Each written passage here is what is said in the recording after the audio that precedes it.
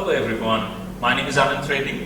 I'm a biology teacher and also head of the Department for Science here at Palace Secondary School.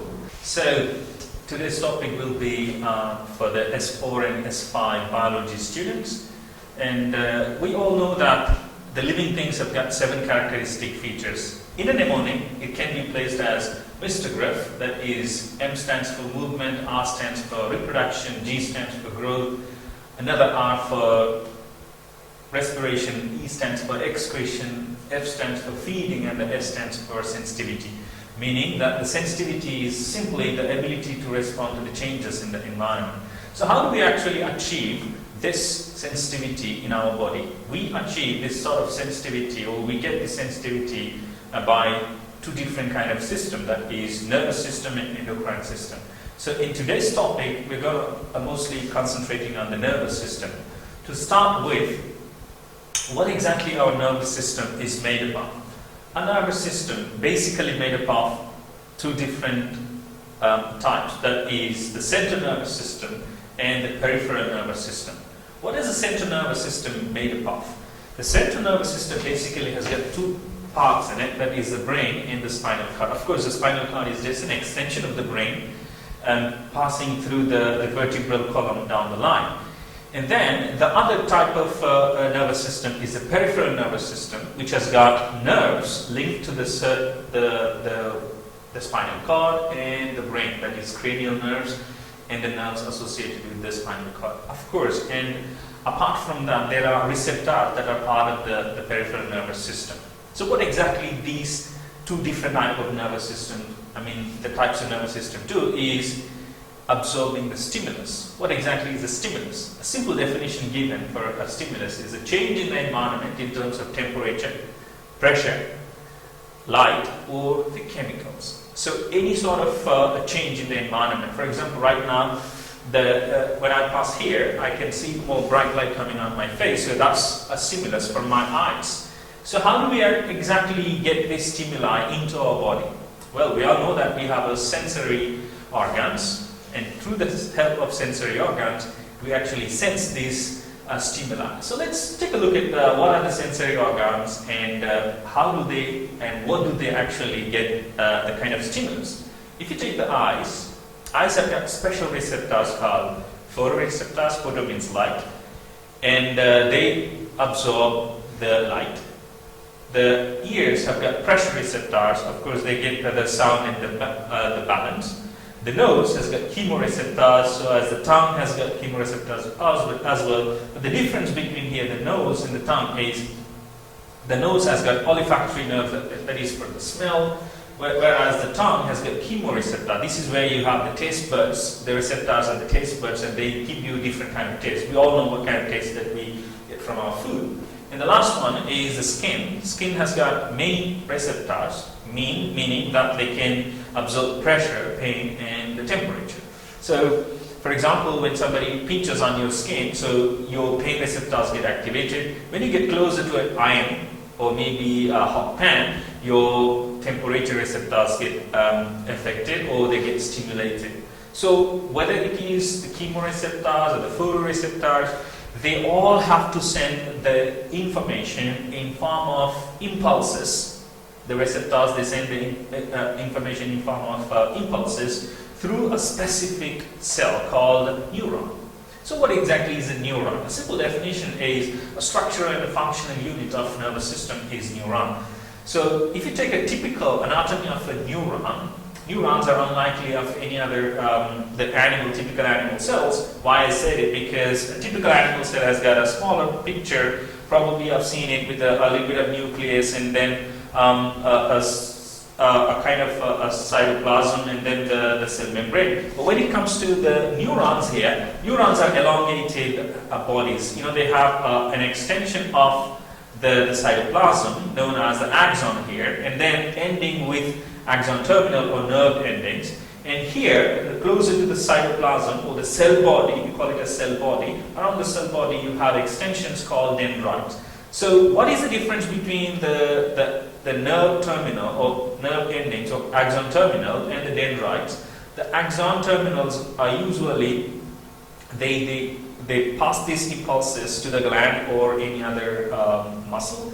Here the dendrites usually they grab the information from other neurons. And the most important thing about a neuron is a neuron, though it is a cell, it is associated with the other cell. As you see that they are called Schwann cells, and these Schwann cells they act as a sort of insulation. Just like, for example, if you take a small electric wire, there is a plastic around or rubber around the electric wire. So here, this kind of coating here called myelin sheath or myelin coating, and this myelin sheath is actually made up of the Schwann cells.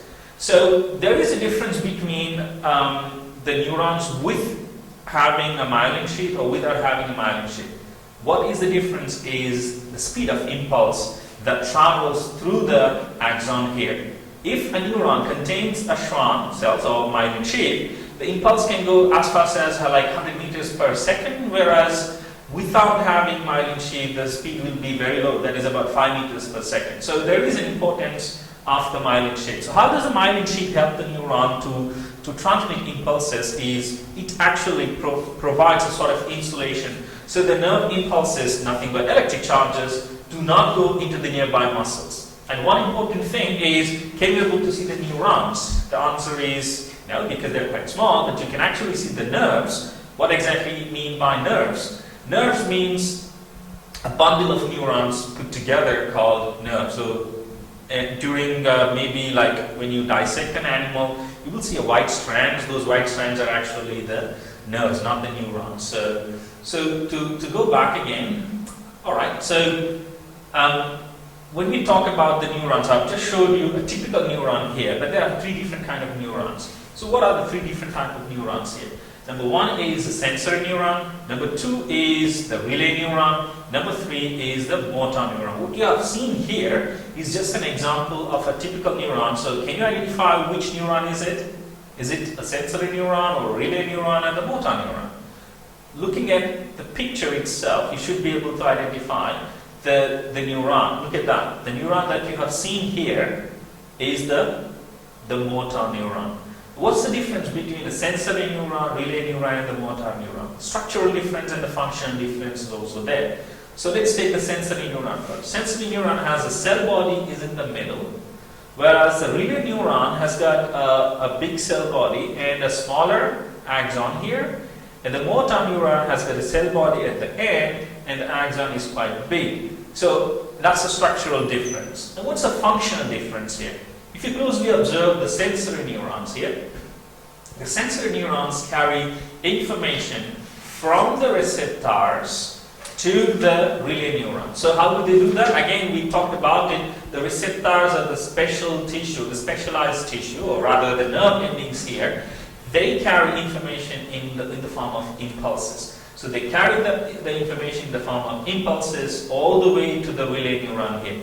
So the sensory neurons are mostly connected from the sensory organs to the brain or the spinal cord. So by now you know what exactly your brain or the spinal cord made up of. I'm pointing at here. This is what your brain and the spinal cord is made up of. That is nothing but the relay neuron. So what do the relay neurons do? Like we discussed about the brain and the spinal cord, they do processing. So it's just like a CPU in the computer. They do the processing. And then the impulse is sent to the motor neuron. So the motor neuron receives the impulse through the dendrites here and then passes the information to the effector. We talked about receptors here and then we talked about effector. What are the effectors?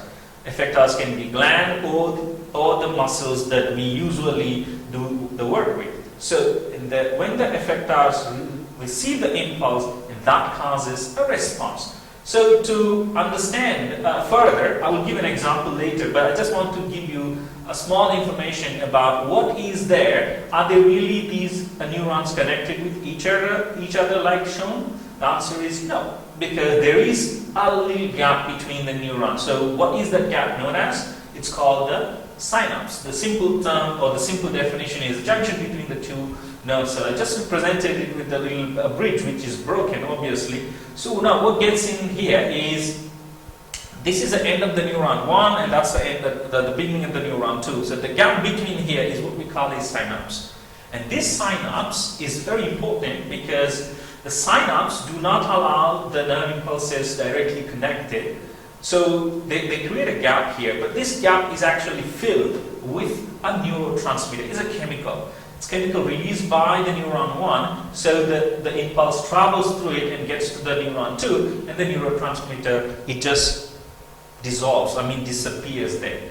So that's how the nerve transmission occurs. Just have a look at the video that shows about how the neurotransmission or the neurotransmitters, they work in the synapse. It's a small video. Look at that. So this is one end of the neuron. That's the beginning of another neuron. And there are gateways to get that chemicals passing. So this gap we are talking about is a synapse. Look at that. The chemicals have been released. So these chemicals, the neurotransmitter, acts as a bridge. Sometimes when you take the drugs, such as the heroin, the chemical transmitters, they remain there for a long time, so that interrupt your judging capacity, or it can slow down the process. And as you see the bubbles here, they're starting to move towards down, and this is where the transmission occurs. So these are the neurotransmitter, and it's a bit deeper, it's not for your level, but still gives you a sort of insight how exactly these neurotransmitters, they carry the impulses. So it just happens in a fraction of a second. Like I say, 100 meters per second speed, the impulses can travel. That's quite fast. Okay, that's how the impulse travels through your neuron. So let's move on to the whole sequence, what we have started from and how it goes. And I'm going to give you an example here. For example, right now, let's say I say fried chicken.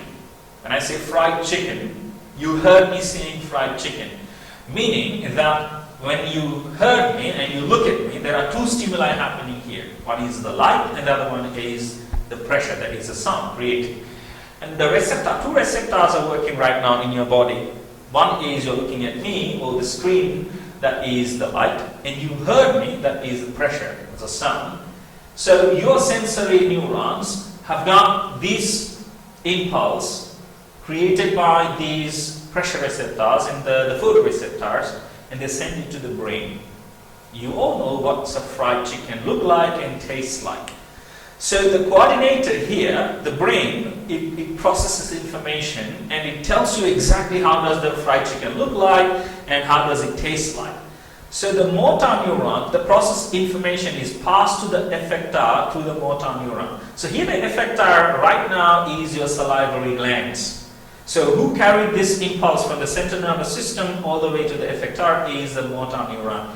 And then guess what? When you heard me saying fried chicken, probably you're not hungry, or I don't know if you're hungry, you should be getting a bit of saliva coming into your mouth. So that is the response. The salivation is the response. The salivary gland is the effector. So in everything that we do has got this sequence flowing. For example, let's say I hold this a laser in my hand, and I wanted to move it to my another hand. So my stimulus here is I am looking at it, and I want to move it. So when I look at it, my sensory, the receptors are the photoreceptors, and the photoreceptors send the information to my brain through the sensory neurons.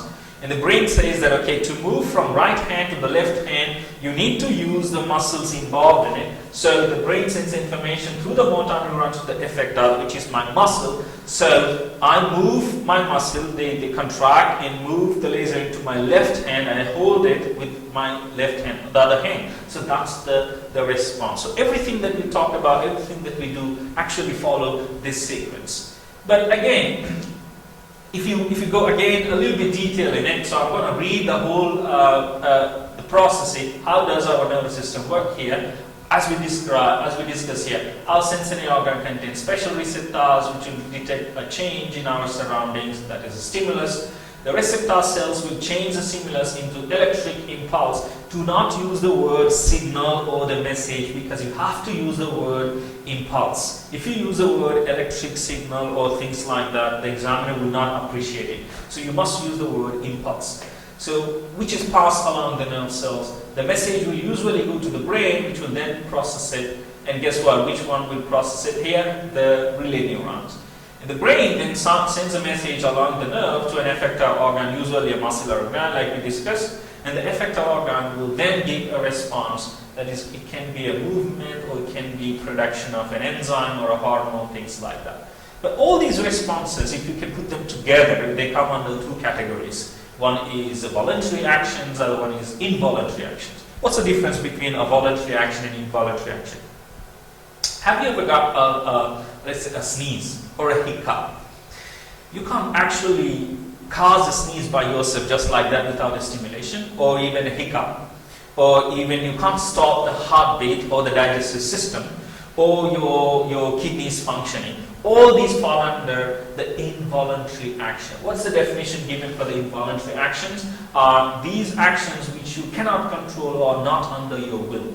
And the opposite one is the voluntary actions. We have seen the people saying volunteers. Can I have some volunteers here? Means anybody who is willing to come, all by their willingness. So simply put the words in the definition are those actions on which you have control. These actions can be controlled by you willfully. For example, if I want to drop these things or hang it or just want to move it, it's my will. It's not an involuntary action, it's a voluntary action. Every action that I move here, I move here, that's a voluntary action. I move back here, that's a voluntary action. But then again, my breathing, as I speak, I am breathing. So this breathing is not a voluntary action unless I control it. Usually it's an involuntary action. It just happens. Your heartbeat, involuntary action. So let me give you a list of things that are voluntary and involuntary actions. For example, we just talked a few of them. Eating a cake, riding a bicycle, walking, playing the piano, or coming to school. Even you slap somebody, you can't say it's an involuntary action. Definitely it's a voluntary because it's under your will. Your hand cannot just go on somebody's face and slap them. So then involuntary actions that include your heartbeat, breathing, blinking, remove hand from a hot object, choking and salivating. Even sometimes you get a choking when something gets into your, let's say the powder or maybe something while you are swallowing that can cause choking. And this is an involuntary action, some things that you cannot actually control. So, apart from the voluntary and involuntary actions, there is another action, we call it as a reflex action. What is a reflex action? Is it a voluntary or involuntary? It is an involuntary, but then there is a specific way the reflex action actually occurs. Why we say reflex? For example, you are looking at me because there is a light focusing on my face. It's being reflected. Reflex is a bit quick and it just comes so fast. And that's why it is named as a reflex action. The definition, it's a beautiful definition given for the reflex action, is a sudden and coordinated response to a specific stimulus. What does that mean? For example, let's say you touch an iron, a hot iron. When you touch a hot iron, you actually withdraw your hand first and then you look at the iron box. It's not just like when you touch the hot iron or you look at it and then say, oh, my hand is next to the iron box and I'm supposed to move it off. No, you don't do that because it just happens in the reflex action. I'm going to give you, I'll come back here again, just to give you a little picture here, how exactly it occurs. Okay, let's say instead of a hot iron, let's take a candle here. Accidentally, you touch the candle. When you touch a candle, your skin has got temperature and the pressure and the thermal receptors. So here, the thermal receptors in your hand get stimulated and they send an impulse through the sensory neuron all the way to your spinal cord here. And the spinal cord processes the information and sends an impulse through the motor neuron to the effector, here the muscle, the hand muscles. They contract and your hand is withdrawn. So how does this happen actually it just happens so fast. There are only 3 neurons involved straightforward, and the organ that is involved, the CNS involved, is not your head, your brain, but it is your spinal cord. It's so fast that your brain gets another parallel message that, okay, the hand has been withdrawn from the danger or from the heat, and therefore you actually look at it. What does that mean? you don't look at it while this is happening. You look at it after it happened, because this action is so fast, by the time the impulse reaches your brain, the action actually completes. So this is what exactly I've explained here in the picture here. You touch a hot object, you withdraw it, your brain recognizes. So here, in the reflex action, the two organs can be involved, that is brain, or it can be spinal cord. I'm going to give you another example of what exactly is the cranial reflex here. If you take the sneezing, when the dust enters into your nose, then the receptors in your nose, they stimulate, that can cause irritation, and therefore they send the message to the sensory neuron to your brain, and the brain processes the information and sends the impulse to your diaphragm. The diaphragm contracts in such a way that it actually pushes all the air in your lungs with the force of 180 kilometers an hour speed. So you sneeze just to release or just to throw off all whatever is trying to irritate your nose. And that's what we call is a cranial reflex. The cranial reflex is actually who is involved in it. It's not your spinal cord, it's the brain. So your eyes, when I look at it, I close my eyes because it is again a reflex, and this is again an example of a cranial reflex. So reflex can be a spinal cord or the brain, so they can be responsible for. And even a knee jerk is an example of a reflex action. So again, in the exam, they will be focusing on what is a reflex arc. Arc is just a pathway. So it's just the pathway in which the nerve impulses travel is a reflex action.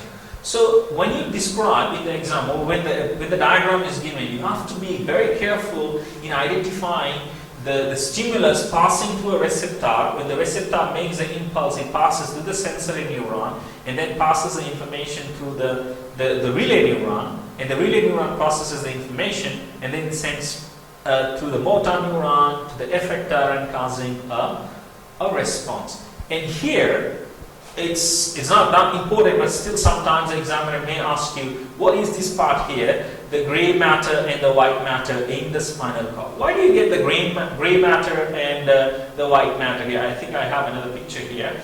I will show you. Yeah, okay, let me put this here. So this is the gray matter and that's the white matter in your spinal cord itself. What does the gray matter is? The gray matter simply, it is grey in color because of the more cell bodies present in this area. The white body, this white matter here, it is because white in color because it has got all the axons present without any nuclei. That makes the color different. So it's not something different in terms of function, but just slightly different in terms of the color. So let's go on to little facts and the uses of the reflex action. We all know that reflex actions, they occur so fast, but there is a use for it, because if you don't withdraw your hand on time from the heat or from pricking, it can cause further damage. So it is basically, it is a sort of protection, it's an adaptation for your body to save your body from the danger, the further danger. And the most important fact is the same stimulus always gives the same response. What does that mean? No matter how many times I come here, my eyes will, the pupils will go smaller. No matter how many times I touch the fire, my hands will be withdrawn automatically. And then memory has no effect on the response to the stimulus. What does that mean? Oh, I cannot just say, okay, last time I touched the hot iron and this time I know how to take it off in a gradual way. No. When each time you touch the hot iron, your body will respond the same way as it responded before. So that's what is the importance of the reflex action. So in the next section, we should be able to talk about the human eye.